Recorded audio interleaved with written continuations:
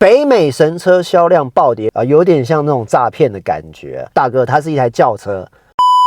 主包我呢，虽然是从来没有拥有过Subaru的车啊，但是在我还是开着思域精神小伙的时代里呢，只要听到 Impreza GT 这种不等长头段的声浪呢，通常都会自动靠边啦。因为像我这种什么都没改的 Civic 啊，根本就不会是 Impreza 的对手啊。那其实看到现在新一代的 VB WRX， 其实有点感慨，为什么呢？虽然说它极力的撇清自己是这个 Impreza 车系的分支，但是呢，我就会一直想到以前 Impreza 在台北的街头辉煌的年代，那之后真的是只要是精神小伙就会想要来一台啊。现在新的 VB WRX 呢，虽然车头还是蛮帅的，但是我们只要一转到车侧，是不是觉得有点怪怪的？那个黑色的轮眉是怎么一回事呢？为什么会有那种东西出现在一辆轿车上呢？虽然工程师一直解释说这是一个功能性的设计，但是我怎么看是怎么怪。如果你今天跟我说这是一台 crossover， 我还能接受，但是大哥，它是一台轿车。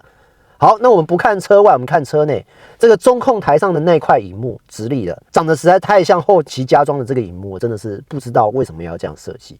好，还有那台 2.4T 的发动机，也是一个可以让我吐槽的点。我不知道为什么，因为隔壁棚的 GR Yaris 1.6T 的引擎被大家说炸得太凶了。它有两种动力啦，一种是280匹海外版的，一种是300匹日本国内版的。那不管是哪一个，大家都会觉得说，一台 1.6T 炸成这样也太猛了吧？是不是可靠性有点问题呢？那我不知道这个 WRX 的工程师是想要表达出他们的车非常的保守，非常的耐用吗？ 2.4T 275匹，然后有一点我又要吐槽啦，就是这辆车竟然是前后开放式差速器，我真的是不太明白，竟然身为性能二当家本田在 Civic Si 上面配了限滑差速器，但是在 WRX 上竟然是开放式差速器，你不觉得很奇怪吗？它毕竟是挂着 WRX 的标志耶。